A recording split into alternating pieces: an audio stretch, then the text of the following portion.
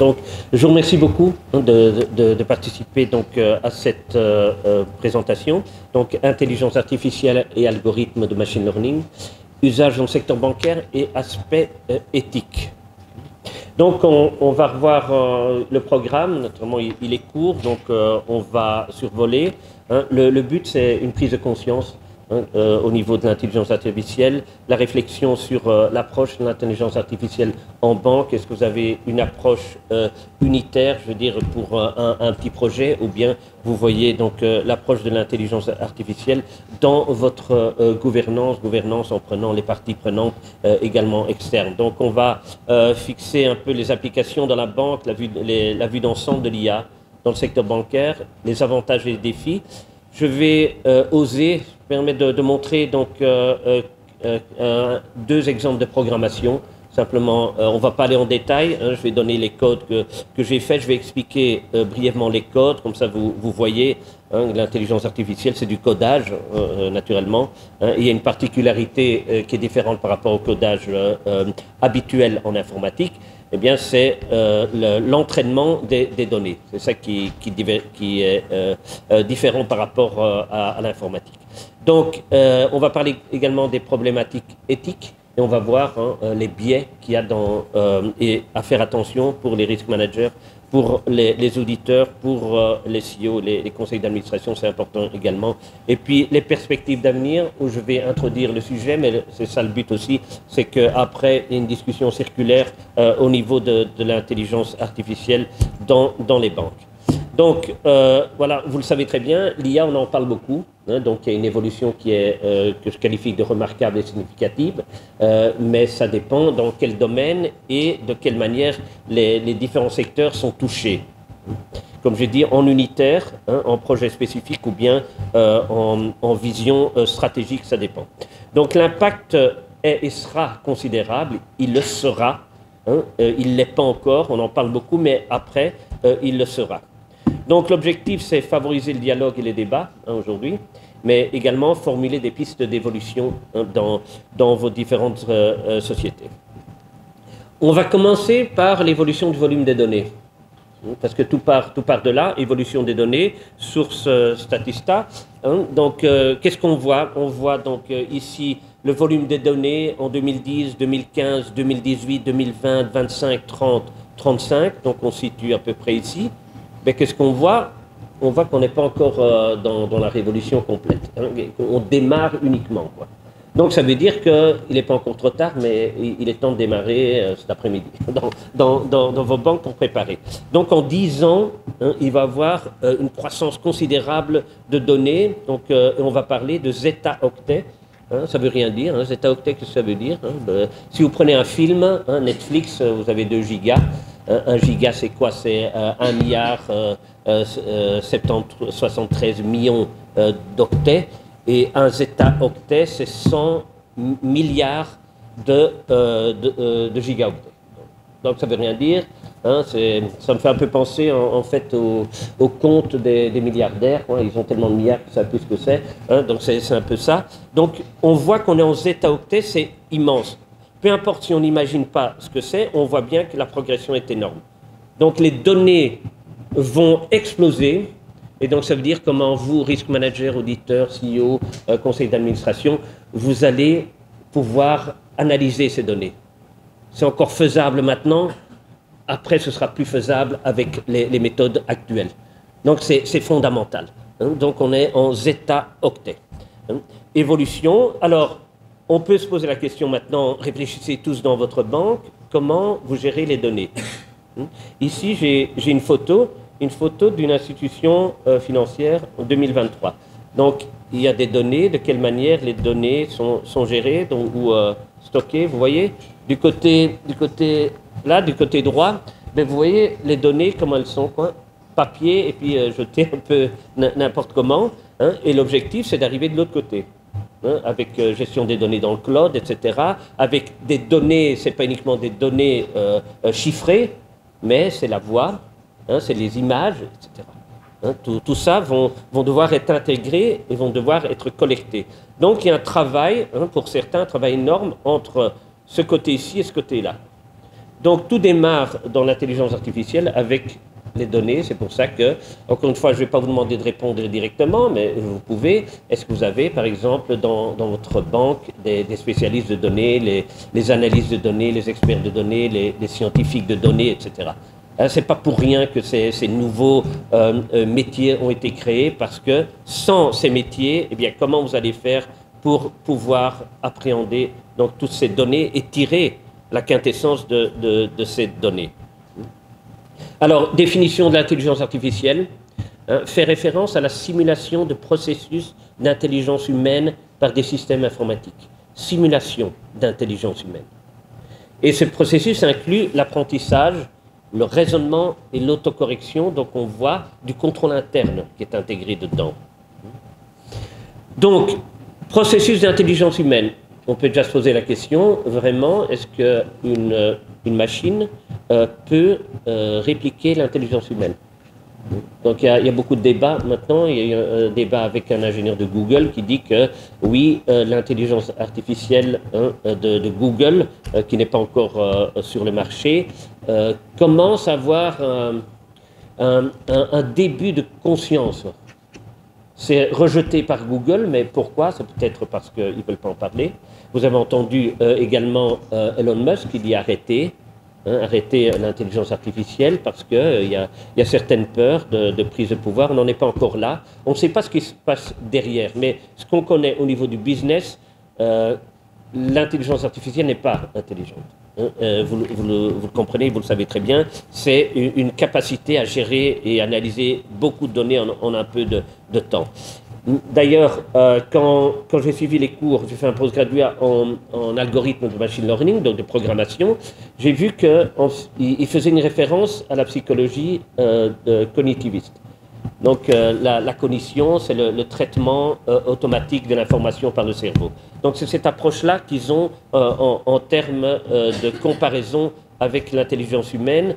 Or, vous savez très bien que maintenant, on est dans un processus psychologique post-cognitiviste, donc où l'émotion est prise en compte.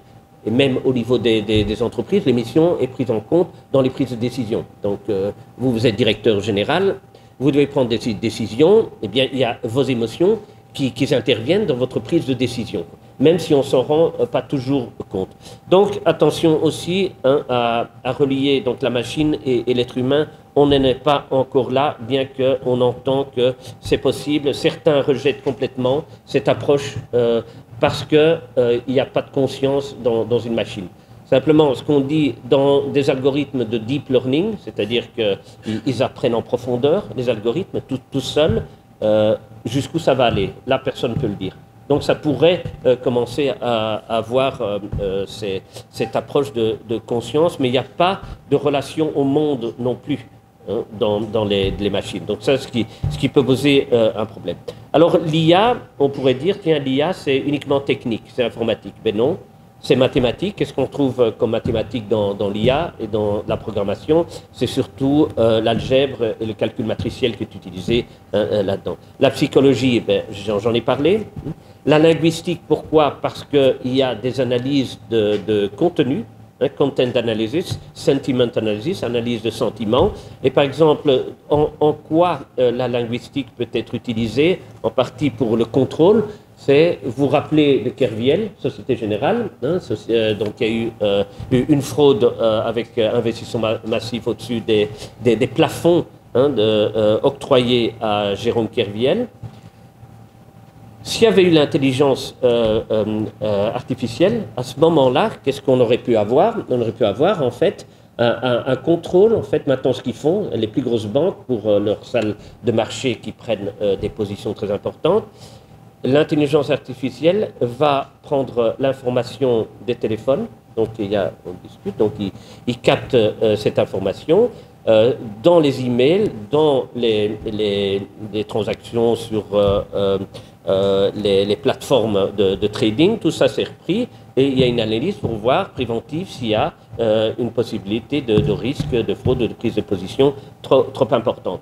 Donc c'est très important et donc on pourrait voir aussi au niveau éthique, si ce système est adapté à tous les employés pour voir s'il y a des détections de fraude dans les agences, etc., par justement toute une série de collectes de données qui ne sont pas uniquement financières.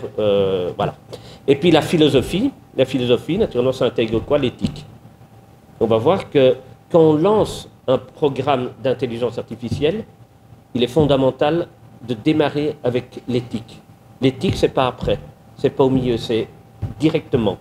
Donc les conformistes, disons, dans un environnement en interagissant avec celui-ci, l'apprentissage par renforcement est pertinent. Donc en fait, le choix, vous devez le faire dès le départ. Quel est mon objectif? Qu'est-ce que je vais faire avec cet algorithme? Et donc, vous choisissez le type d'algorithme le plus adapté, ou sinon, vous allez avoir des résultats qui ne sont non conformes. Ici, j'ai donné quelques exemples de supervision, non-supervision d'algorithmes. Par exemple, l'analyse de sentiments ici, la reconnaissance de discours, la reconnaissance d'images, des questions et réponses. Et en non supervisé, vous avez la génération de vidéos, la création d'images, parce que vous pouvez créer des images. Vous pouvez demander à l'IA de créer votre discours. Je ne sais pas si Ben l'a fait pour ton discours, non? Ou faire un résumé, en fait, d'un conseil d'administration. Tout ça se fera automatiquement. Donc, supervisé, non supervisé, dans quelle méthode on va utiliser.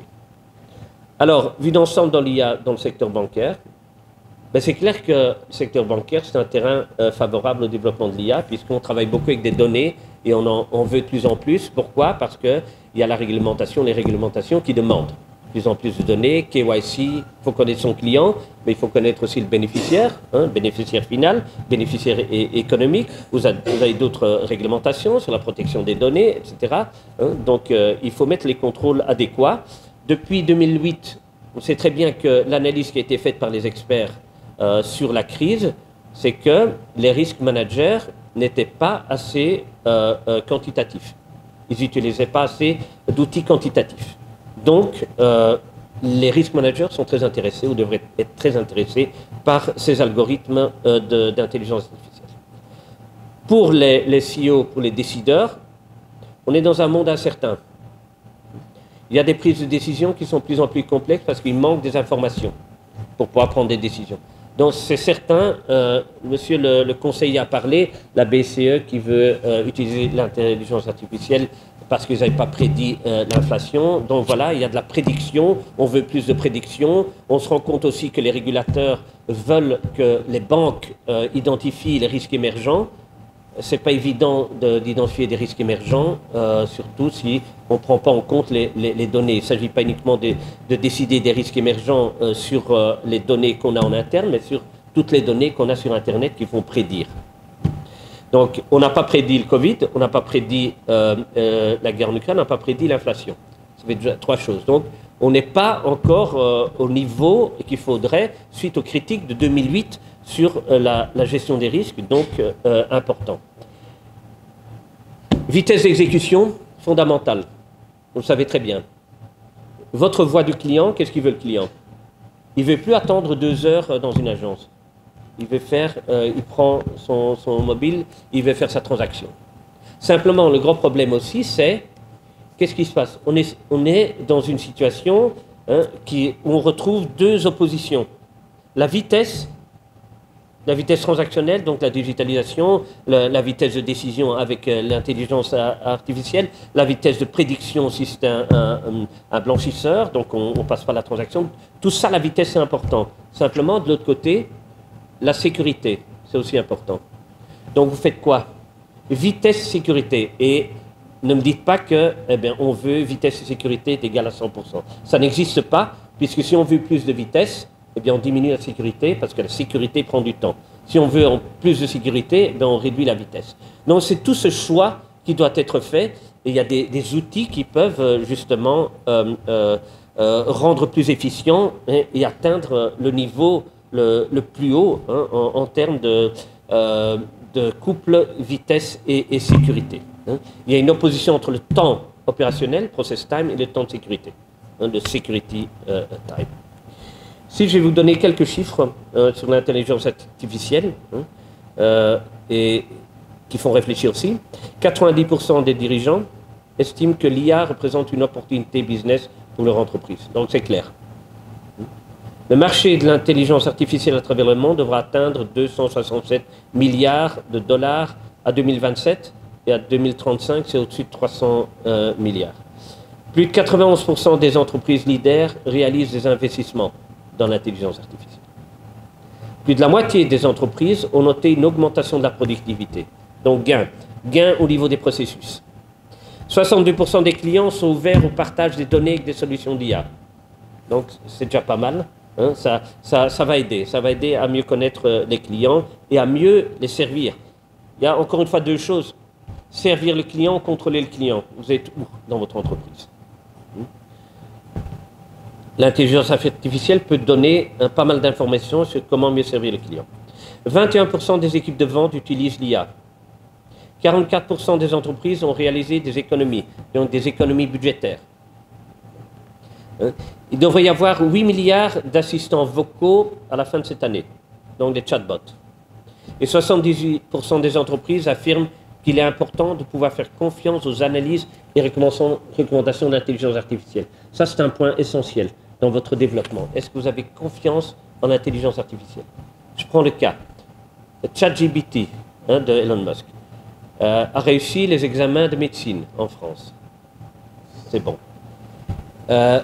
ChatGPT a raté l'examen de certification d'analyste financier, 41%. J'ai fait un test quand je faisais mes cours d'algorithme sur des choix multiples. Le ChatGPT a eu 61%. Tous les étudiants ont eu 80+%. Donc attention. Donc est-ce que vous faites confiance? Un avocat aux États-Unis a fait sa plaidoirie, a demandé à l'intelligence artificielle de faire sa plaidoirie. Le problème des algorithmes, par exemple, non supervisés, c'est qu'à un moment, un des risques, c'est qu'ils peuvent créer des informations qui ne sont pas réelles. Donc, l'avocat a montré 2 cas de jurisprudence en sa faveur, et donc a plaidé. Le juge n'a jamais trouvé ces cas, il s'est rendu compte que ça n'existait pas. Donc l'intelligence artificielle crée un moment, donc attention.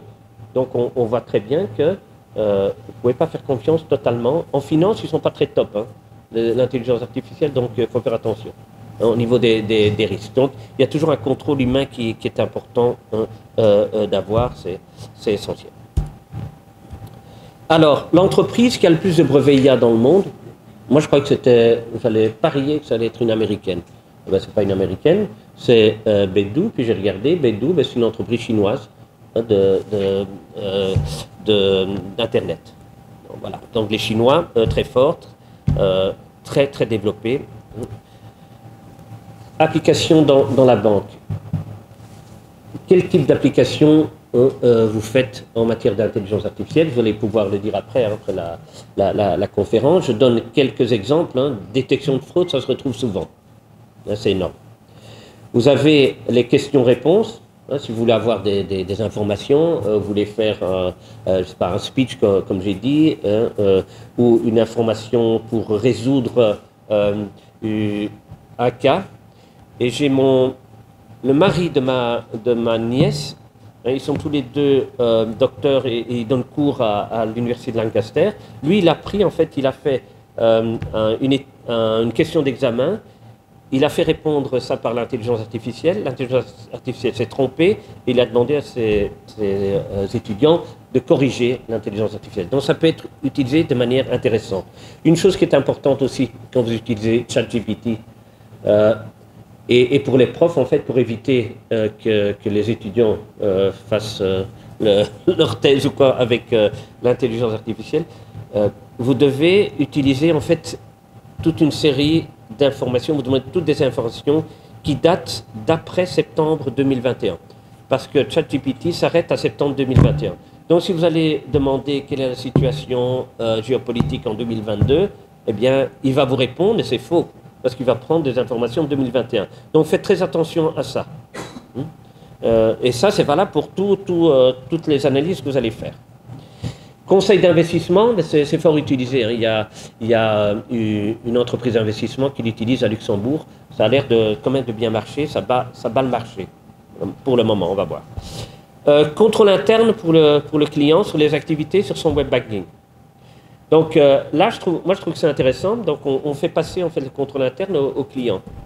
Ça veut dire que moi, si je me connecte à mon web banking ici, il va me dire, tiens, vous êtes connecté dans un pays qui n'est pas votre pays Luxembourg. Est-ce que c'est vous? Hein? Quand j'encode un nouveau bénéficiaire, il va me dire, il y a un nouveau bénéficiaire, est-ce que c'est vous? Ou rejeté. Il y a une nouvelle transaction, est-ce que c'est vous? Il y a une transaction d'un certain montant, parce que j'ai mis un plafond, il va me dire, il y a un plafond. Il y a une transaction de 1000 euros, est-ce que c'est vous? Je dis oui ou non. Donc il y a tout ce type de... Il y a un message qui me dit, attention, votre ligne de crédit sur la carte, elle va atteindre voilà, la limite sous peu. Ou votre compte arrive proche de zéro, attention pour la prochaine achat. Donc il y a tout ce genre de trucs de contrôle interne qui est transféré vers le client.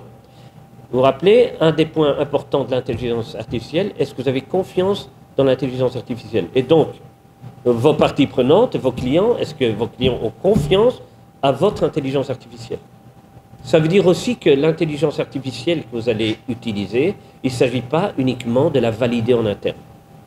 Il faudra demander aux parties prenantes, à vos clients, est-ce que vous croyez? Et ça veut dire quoi? Donc vous allez dire, est-ce que vous avez confiance dans l'intelligence artificielle? Ben, ils vont vous dire, mais je ne sais pas, hein, expliquez-moi. Et donc il y a ce phénomène de transparence qui est important et d'explication.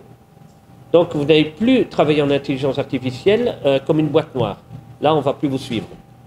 Tout le monde va vous dire, mais comment ça fonctionne? Qu'est-ce qu'il y a derrière, etc. Quelles données, etc. Pourquoi? Parce que, vous vous rappelez, Microsoft et Amazon. Hein, on va revenir sur ces deux points, hein, sur les biais. Profilage du comportement client.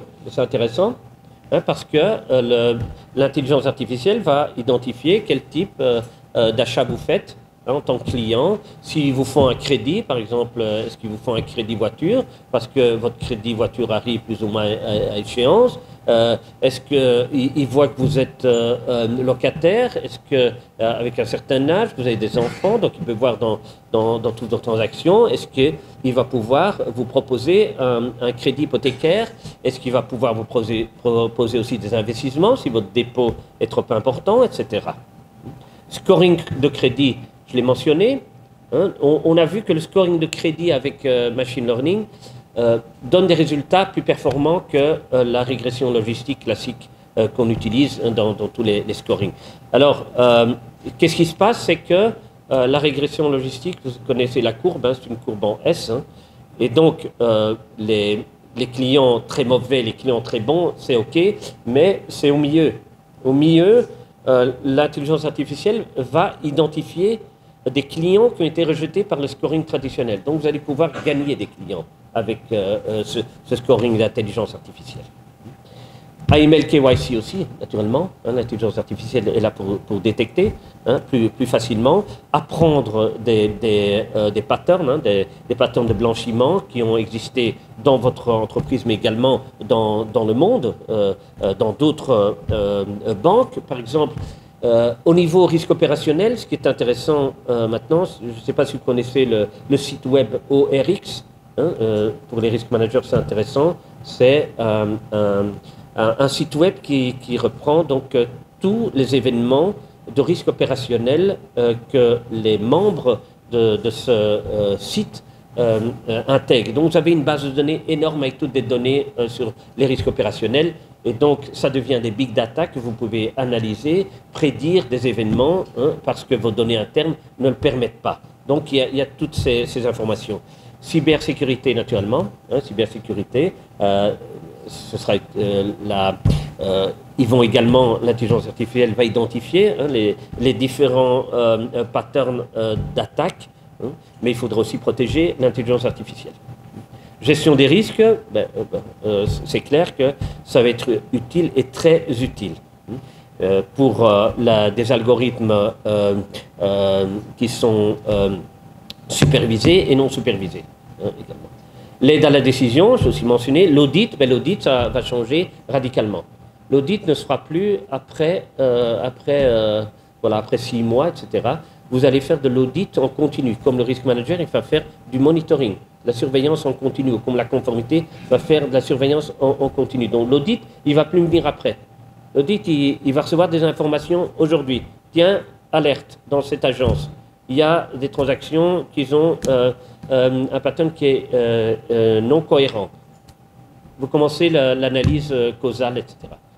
Donc, ça veut dire que la méthodologie d'audit va changer. Ça veut dire aussi que les rapports d'audit, mais ce ne sera pas à la fin du mois, etc. Hein, vous allez avoir des petits rapports qui vont arriver, etc. Analyse de scénario aussi, hein, puisqu'on prédit mal. Hein, la BCE l'a mentionné pour l'inflation, etc. Donc, on prédit mal. Et donc, tout ça, c'est très beau. Hein. Donc, et vous voyez ici, moi, j'ai ouvert un compte dans une banque Internet et qui me donne le détail de tout. De mes frais d'auto, d'alimentation, d'achat, de taxes, de logement, de loisirs, mais ils analysent de santé et ils analysent. Ils connaissent tout votre profil, quoi. Donc moi, ça ne me dérange pas parce qu'ils peuvent m'aider avec ça.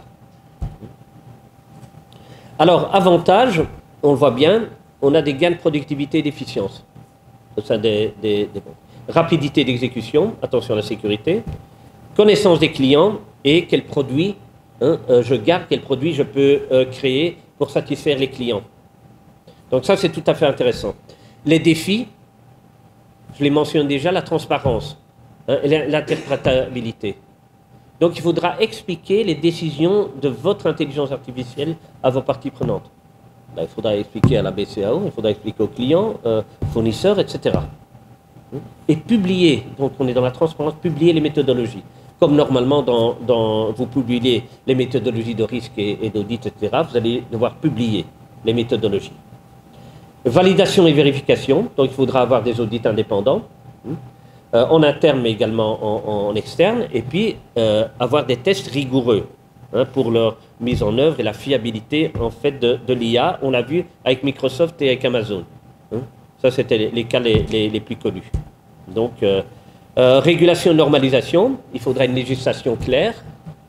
Est-ce qu'on en a? Ben, ça commence. Il y a des textes qui ont été développés par des experts indépendants pour l'Union européenne. J'ai un document, donc si ça intéresse certains, je peux les envoyer, donc ça vaut la peine. C'est sur l'éthique de l'intelligence artificielle. C'est pas encore, je vais dire, mis en production. Ça a commencé en 2018 et c'est en négociation pour le moment au niveau de l'Union européenne. Mais donc c'est très prêt pour développer quoi? L'IA Act, Intelligence Artificial Act, qui sera la réglementation, un peu comme le DORA, qui est la résilience digitale au niveau de l'Union européenne. L'éthique et l'équité. Donc, quelle est votre conception éthique quand vous développez? Quelle est votre conception? Vous le savez, votre conception éthique? Quels sont les principes éthiques du board, du conseil d'administration? Et donc, c'est par là que ça va commencer, en fait. Vous n'allez pas commencer avec de la technologie. Donc, qu'est-ce qu'il va avoir? Il va avoir des nouveaux profils, des gens donc, spécialisés en l'éthique de l'intelligence artificielle. Hein, donc, ça va se retrouver au niveau de la conformité. Il faudra éliminer les biais. Donc, l'audit, les risk managers devront éliminer les biais. Mais il faut connaître ces biais parce qu'il y a trois sources principales de biais, que je vais revenir là-dessus bientôt, et puis former et éduquer. Donc réfléchissez dans votre plan 2024, combien de formations vous avez sur l'intelligence artificielle, dans tous les domaines, que ce soit technique, mais il faudra, en tant que risk manager ici, auditeur, conformiste, vous allez devoir connaître les algorithmes et avoir quand même des bonnes bases de programmation. Je ne veux pas dire que vous allez être un expert, mais il faut comprendre. Parce que sinon, comment vous allez pouvoir identifier, donc comment vous allez pouvoir rajouter en fait des contrôles éthiques. Parce que le but, c'est de mettre des contrôles éthiques dans tous vos modèles d'intelligence artificielle. Par exemple, le scoring. Le scoring, dans certaines banques et institutions de microfinance, qu'est-ce qu'il y a eu? Donc, ils ont utilisé l'intelligence artificielle et il y a eu, encore une fois, un rejet de certaines catégories de clients. Et là, vous avez des problèmes. Et donc, comment assurer, quelle est l'assurance raisonnable que vous allez pouvoir donner au CEO et au conseil d'administration que l'intelligence artificielle ne va pas déconner comme avec Microsoft et Amazon ou les institutions de microfinance. Donc, c'est essentiel. Donc, regardez votre plan. Il y a d'abord la sensibilisation, il y a de la formation, et puis il y a la formation des développeurs. Mais la formation des développeurs, ce ne sera pas uniquement technique. Il faut aussi qu'ils soient pluridisciplinaires. Il faut qu'ils comprennent l'aspect éthique également. Donc, il faut une participation et implication des parties prenantes. Donc, on arrive un peu à un processus démocratique dans tout ce qu'on voit, quoi. Donc, une énorme transparence. Et vous, risk manager ou auditeur ou conformité, quelle est la limite entre les données qui sont confidentielles dans l'entreprise et les données publiques? Il y aura bien plus de données publiques que maintenant, quoi. Donc, les conformistes devront revoir leur classification, hein, ou les risk managers. Il faut assurer, comme j'ai dit, la responsabilité des développeurs, hein, des recours pour les utilisateurs, hein, s'ils sont discriminés. Et puis, naturellement, il y a toute l'approche de vie privée et sécurité. Que vont faire les banques avec les données, vos données? Il y a certainement qui disent, mais moi j'ai plein de données, ce serait utile déjà de les vendre. Parce que les banques Internet, pourquoi Facebook voulait créer une banque, à votre avis? Comme ça, ils peuvent vendre, ils connaissent mieux les profils. Donc, donc jusqu'où on va aller dans la protection des données ou la non-protection des données? Et naturellement, hein, les sécurités des systèmes, hein, les systèmes d'IA, hein, parce qu'on va voir, on parle toujours de vol de données. Mais il y a peut-être autre chose qui est un peu plus vicieux, hein, qui pourrait arriver, hein, dans ce qui se passe. Je vais, si vous permettez, donc j'ai ici une application en étude de cas de scoring.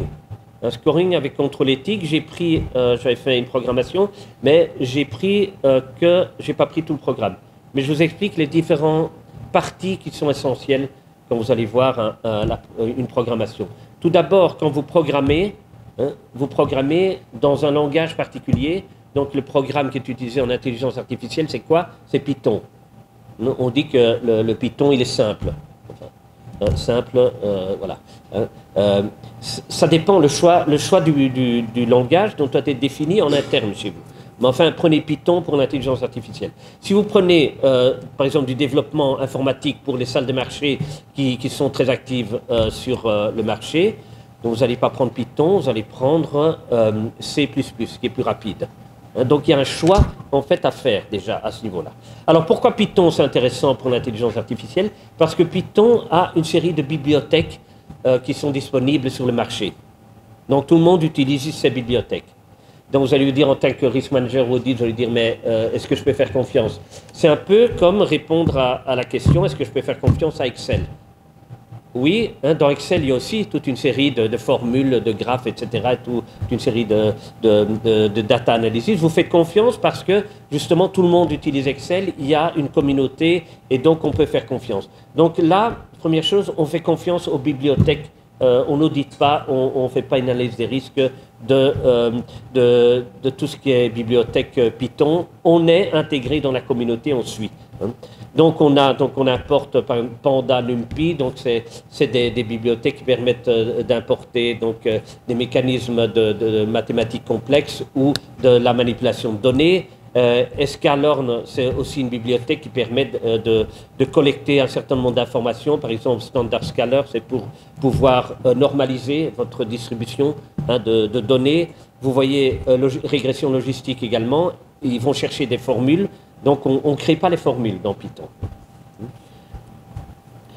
Deuxième chose, vous préparez les données. Donc, vous avez vos données internes et vous les chargez dans Python. Ici, c'est la plateforme Jupyter, simplement pour information. Donc, vous nettoyez vos données, etc. Vous équilibrez les classes. Je parle de scoring, les classes entre les genres, hommes, femmes. Et puis, vous mettez à l'échelle donc les différentes classes. La particularité de l'intelligence artificielle, vous voyez, sinon ça pourrait être que du codage, vous allez entraîner en fait les données. Vous allez demander en fait à l'algorithme d'entraîner les données pour apprendre. Donc ici, j'ai pris la régression logistique, donc vous comprenez que c'est quoi? C'est machine learning supervisé. Il est supervisé, donc il y a une personne qui est derrière l'algorithme et qui suit les données.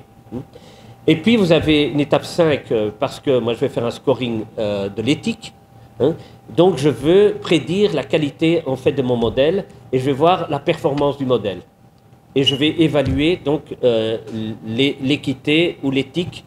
Est-ce que les femmes et les hommes sont choisis de la même manière, donc il n'y a pas de problème d'éthique, oui ou non, il va me répondre. Puis vous pouvez, en tant que risk manager ou auditeur ou conformiste, faire des contrôles éthiques post-évaluation avec également des lignes de code des algorithmes. Je vais montrer après donc, un cas de système de détection de fraude sur transaction et le choix en fait de l'algorithme. Parce que vous pouvez avoir un algorithme supervisé, mais tous les algorithmes supervisés n'ont pas la même performance. Donc vous allez devoir lequel vous allez prendre. Par exemple, régression logistique ou bien SVM ou bien Deep Forest. Et vous allez pouvoir calculer la qualité, la précision et ce qu'on appelle le recall de chaque algorithme. Vous allez dire, ben moi je vais prendre cet algorithme-là plutôt que l'autre. Donc ça c'est quelque chose que je vais vous montrer après. Mais je voulais venir ici sur les biais. La problématique éthique et les biais liés à l'IA dans les banques. On a vu Amazon, on a vu Microsoft, on a vu des scorings, parce que vous ne le savez même pas, peut-être que votre scoring, il y a des problèmes d'éthique dans votre scoring actuel. Vous n'avez jamais fait d'analyse et d'études là-dessus. C'est simplement s'il y a quelqu'un qui va analyser vos données, qui va ressortir ça, ça peut faire un risque de réputation. Donc, quelles sont les problématiques éthiques? Donc, dans l'IA, il y a des biais. On l'a vu avec Microsoft, le biais. D'où est venu le biais Microsoft? Avec des messages racistes. C'est pas Microsoft qui a dit, voilà. Qu'est-ce qu'ils ont fait? Eh bien, dans ce cas du chatbot taille de Microsoft, qu'est-ce qu'ils ont pris comme données? Et c'est ça le problème. Qu'est-ce qu'ils ont pris comme données? Ils ont pris les données de Instagram. Vous voyez? Donc, ils n'ont pas fait d'analyse des données d'Instagram. Donc, ils ont pris leur algorithme. Vous avez les données. Comme je l'ai montré ici, on injecte les données dans l'algorithme. Et l'algorithme, ben, lui, il regarde les données et il apprend des données. Qu'est-ce qu'on sait à l'époque? Je ne sais pas maintenant avec X. Instagram, c'était assez conflictuel. C'était négatif, les messages qui sortaient. Et donc l'algorithme apprend de ces messages négatifs, etc., les gens qui se lâchent, etc. Et pour lui, l'algorithme, ben, vous voyez, il n'a pas d'éthique, l'algorithme, si on ne lui dit pas. Et donc il va prendre ça comme une valeur importante pour pouvoir répondre, et voilà, et il sort des messages qui sont totalement hors de portée. La même chose au niveau de Amazon. Le problème d'Amazon, encore une fois, c'est des problèmes de biais de données. Qu'est-ce qu'ils ont fait? Ils ont dit, eh bien, notre algorithme étudiait tous les CV du passé d'Amazon. Pas de chance. Amazon, dans le passé, recrutait que des hommes, ou pratiquement que des hommes. Donc, que des hommes, ça c'est l'éthique que comprend l'intelligence artificielle. Il y a le CV de Tiziana, mais il va être rejeté. Donc c'est important, l'éthique est importante parce que l'éthique n'est pas naturelle pour une machine. Et nous devons définir quels sont tous les critères d'éthique et encoder ça sous forme de code. Donc, il y a les biais de données. Donc, j'ai donné ces exemples. Le biais, donc, c'est la provenance des données. Donc, il faut revoir en termes de risque quelle est la provenance des données. Ça vient d'Instagram, mais quelle est la qualité éthique d'Instagram? Donc, c'est des questions qui devaient se poser au niveau de la conformité et des risques de Microsoft. Représentativité, si certains groupes sont sous-représentés dans des données, il faudrait les réajuster. J'ai été assez vite, mais dans l'exemple que j'ai donné, il y a un réajustement en fait des données aussi à faire. Vous avez le biais algorithmique. Donc, si vous avez nettoyé vos données, toutes les données sont claires, eh bien, ce n'est pas suffisant. Vous pouvez vous tapez un biais algorithmique. Donc, le choix du modèle, supervisé, non supervisé, renforcement. Donc, qu'est-ce que vous voulez faire? Classifier, vous voulez explorer, vous vous rappelez, explorer, donc non supervisé, classifier, prédire, c'est supervisé, hein, et apprendre seul, c'est le renforcement. Donc, il faut faire ces choix des modèles, et puis il y a les métriques d'évaluation, ça c'est les métriques d'évaluation, d'éthique. Quels sont les critères d'éthique, hein, que vous allez mettre en place, ou sinon, ben, vous avez n'importe quoi dans les modèles. Et puis, vous avez les biais des développeurs. Quel est le profil type d'un développeur d'intelligence artificielle? Jeune, blanc, technicien. Et donc pas émotionnel, pas du tout, quoi. Donc c'est le gars qui est dans sa machine, dans son bureau, qui ne parle pas aux gens. Et donc, inconsciemment, il va créer des préjugés inconscients dans son codage, en fait. Et c'est ça le problème aussi, quoi. Donc, il y a un manque de diversité, donc il faut des femmes, il faut plus de femmes dans le codage de l'intelligence artificielle. Alors, il y a une question que je me suis posée, en fait, hein. C'est l'intelligence artificielle, quand elle me répond, parce que j'ai fait des tests, en fait, j'ai dialogué avec une IA, hein, pour un peu voir si il avait le même comportement qu'un homme, qu'une femme, qu'un être humain. Ben non, c'est une vraie machine, quoi. Je lui demandais, décris-moi tes émotions, etc. Il me répond, mais j'ai pas d'émotions, etc. Je lui demande son avis, il me dit, j'ai pas d'avis, je suis formaté par des développeurs et par des données, etc. Donc c'est comme ça, en tant que risque ou conformité, vous pouvez tester. Vous testez toute une série de questionnements, hein, pour l'IA. Donc, manque de diversité. Donc ici, ben, je vous engage vraiment à vous intéresser, et surtout les femmes aussi, à vous intéresser à l'IA. Mais l'IA, quand elle répond, est-ce qu'elle me répond comme une femme ou comme un homme? Ben, il y a deux psychologies différentes, vous êtes d'accord qu'il y a une psychologie féminine et masculine dans les réponses, alors que l'IA va répondre de manière neutre. C'est jamais il ou elle. Donc quel impact ça a dans les réponses et dans vos questionnements également? Bon, il y a des stratégies d'atténuation, hein. Par exemple, l'audit et évaluation de l'éthique fait par l'audit et la conformité, amélioration de la diversité des équipes pour réduire ces problèmes, hein. Sensibilité et éducation au niveau des développeurs, au niveau de tout le monde, CEO, etc., pour prendre l'éthique dès le départ. D'ailleurs, il y a un projet de développement de l'IA en Europe. Eh bien, avant de démarrer, ils recherchent des personnes qui s'occupent de l'éthique. Donc c'est important, ça fait partie vraiment de l'équipe de développement dès le départ. Et puis, rendre les processus de développement et de décision transparents et responsables. Donc vous êtes responsable des réponses de votre IA. Ne l'oubliez pas. Même si vous l'achetez à l'extérieur, vous êtes responsable. Vous avez vu toutes les différentes possibilités que l'IA permet dans les banques. Eh bien, s'il y a des rejets, etc., il peut y avoir des attaques de clients pour aspect non éthique. Vous avez le problème de vie privée et de sécurité, c'est connu. Hein, nous allons être hyper profilés par les banques. Est-ce que c'est acceptable, etc. Jusqu'où va aller le profilage également, et l'atteinte à la vie privée. Et puis, il y a les attaques cybernétiques, hein, sur les données personnelles. Pour l'instant, on dit toujours vol de données.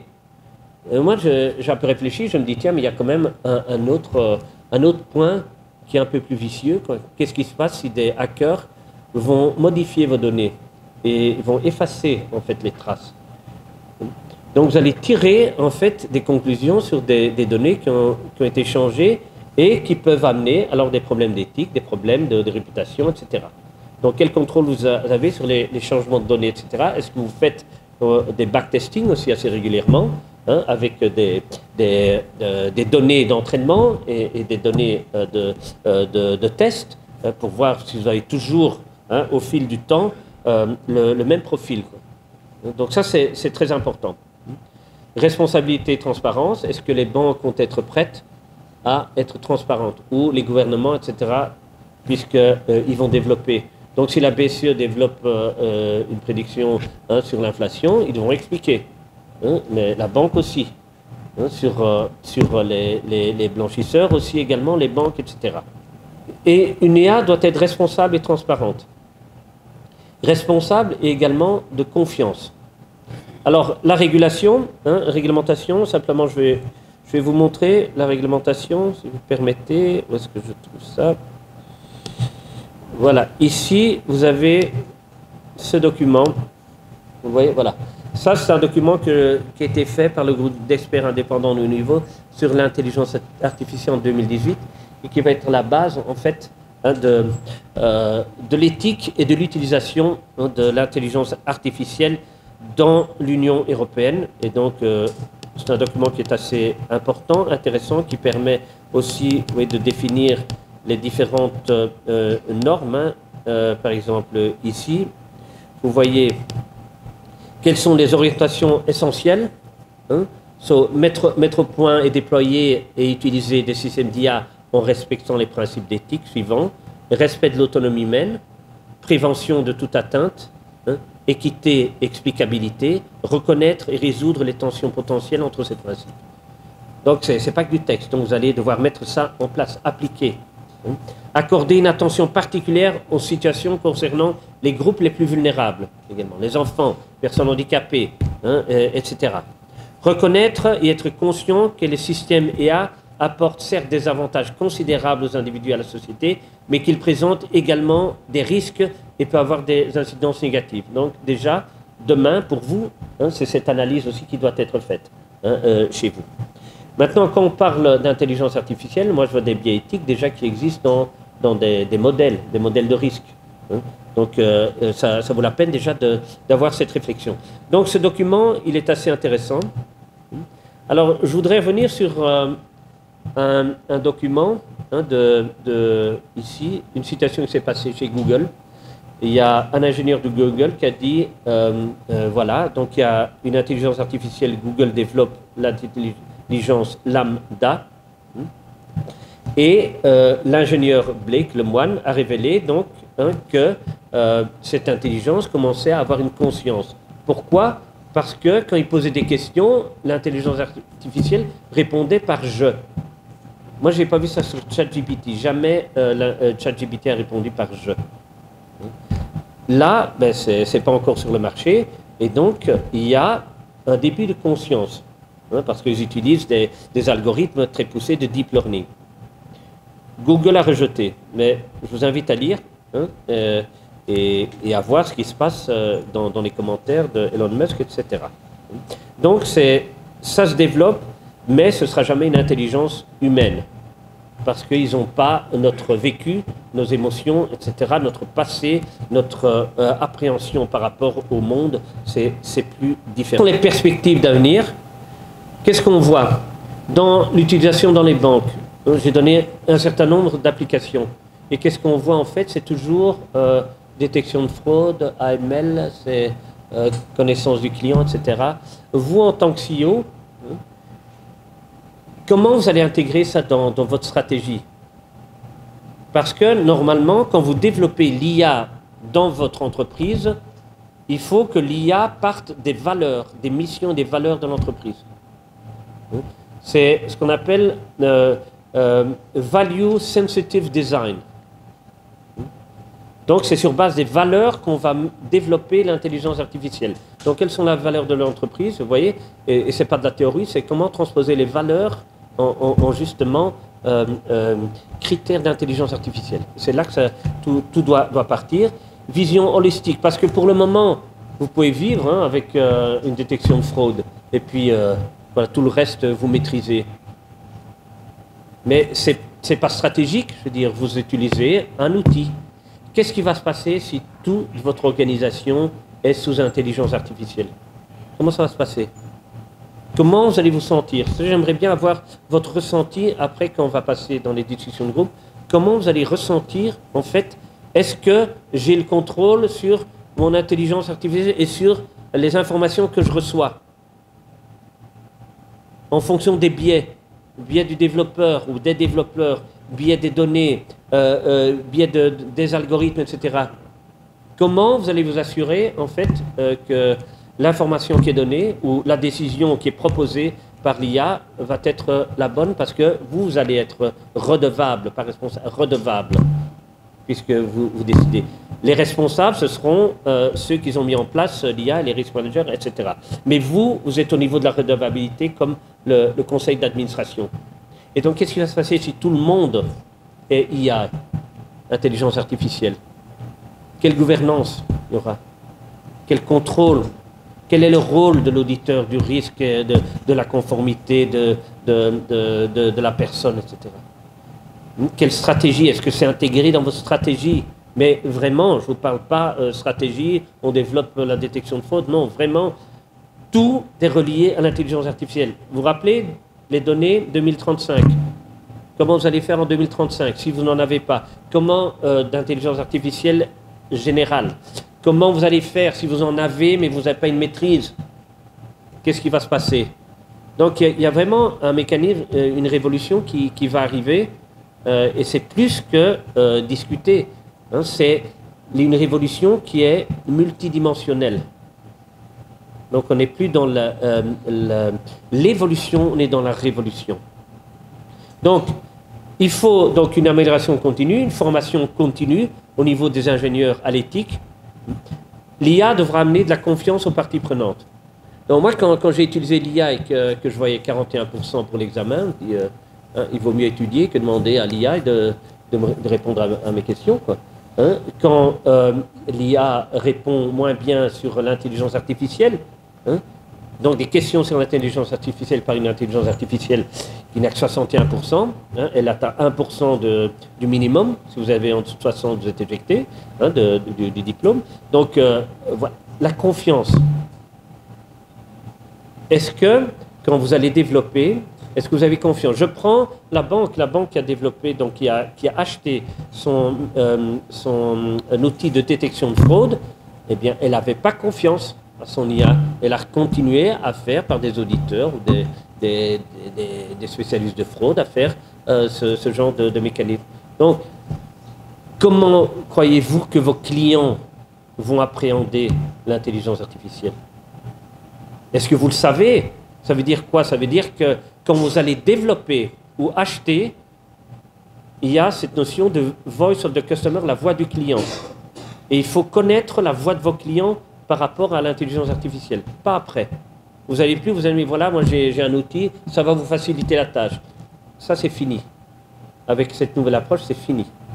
Toutes vos parties prenantes vont participer au projet. D'ailleurs, certaines banques, quand ils développent des projets, mais ils le font dans certaines agences pilotes où les clients font partie de l'équipe projet, quoi.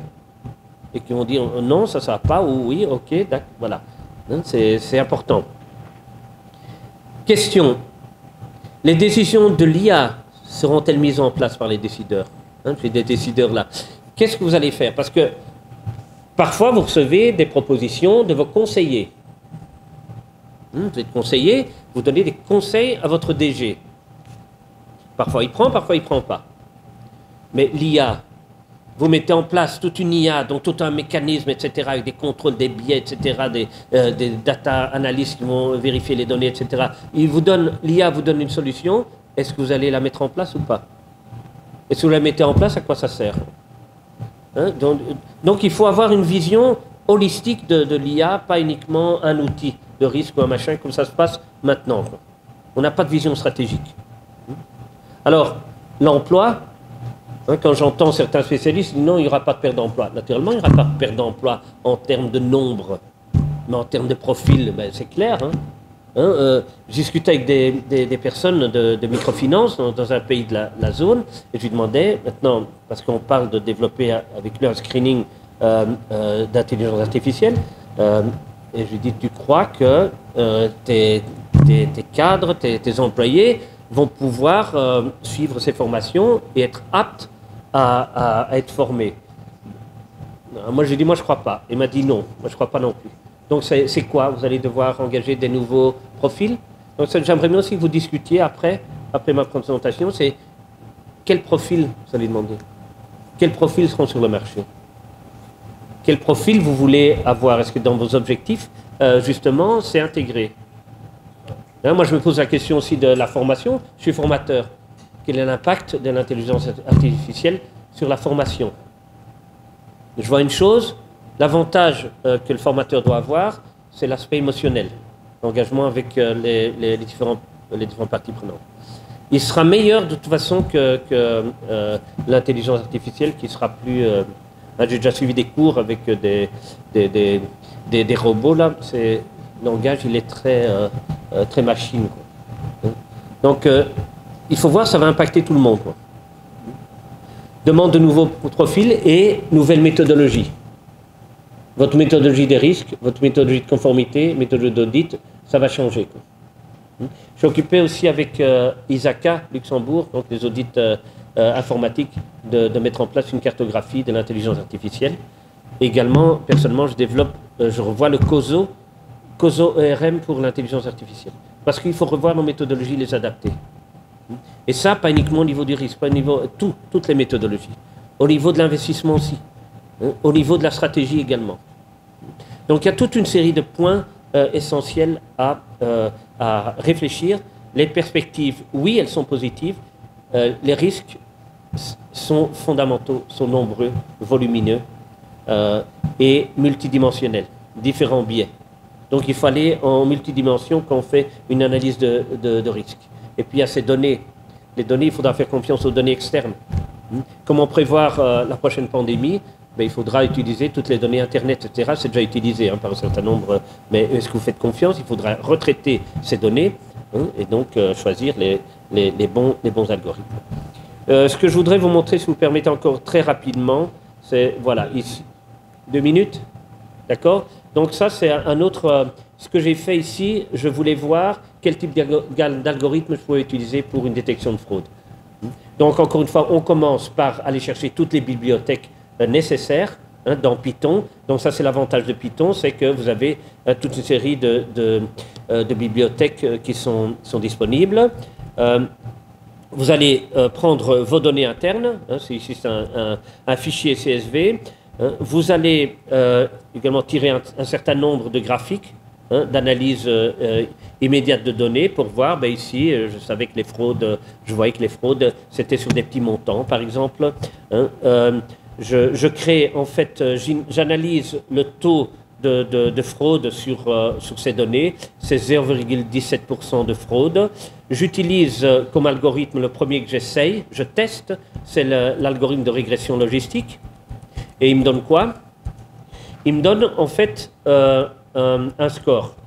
Un score en termes de précision et de recall. C'est ça, je voulais vous donner cette information. Quand vous analysez un algorithme, vous devez voir quelle est sa qualité. Et sa qualité peut être évaluée par des modèles statistiques, enfin par des informations statistiques comme la précision. La précision qui donne la qualité ou l'exactitude du résultat de l'algorithme. Et puis vous avez l'autre cas qui est le recall, le rappel. Donc vous avez par exemple la précision, ce sont les vrais positifs par rapport à votre échantillon. Et le recall, c'est par exemple le nombre de fausses alertes. Vous rappelez avec Covid, quoi. Le PCR, etc., quelle est la précision du PCR et quel est le rappel du PCR, donc l'exhaustivité. Est-ce qu'on a pris toutes les données nécessaires? En fonction du résultat, ici le premier résultat, j'avais précision, j'avais 0,88, 80%, recall 62%. Donc, je décide que je ne prends pas l'algorithme de régression logistique parce que c'est bas. Le recall, il est très bas, 62. 1 sur 100, vous imaginez? C'est pas terrible. Donc, j'essaye un autre algorithme, SVM. C'est un algorithme aussi supervisé. Il me donne 94 en précision et 66% en recall. C'est toujours pas bon. Donc, qu'est-ce que je fais? J'ai décidé de faire ce qu'on appelle, vous pouvez faire un mécanisme, ce qu'on appelle en Python, de fine-tuning. Donc, vous fine-tunez votre algorithme et finalement, je suis arrivé la dernière fois à 80% de précision, 80% de recall, avec un score F1 de 76%. Donc, on peut encore l'améliorer. Mais il faut bien se dire que vous n'allez jamais réussir à détecter tout. Et donc, ça veut dire que votre travail, il est en continu sur l'algorithme pour améliorer la qualité. Donc, retenez, quand vous achetez ou que vous voulez acheter un algorithme d'intelligence artificielle, vous demandez quel est le score de précision, quel est le score de rappel et quel est le score F1. Parce que comme ça vous dit, vous imaginez que vous achetez un algorithme avec un score rappel de 62%, vous imaginez toutes les fraudes que vous ne voyez pas, quoi. Donc si vous ne posez pas ces questions, c'est dangereux, quoi. Donc voilà, donc ça c'est la plateforme Jupyter pour la programmation en Python. Donc voilà, on a fait le tour, j'ai respecté le temps, donc on va passer à la deuxième étape, mais je vous fais d'abord intervenir. Donc je vous remercie pour votre attention déjà.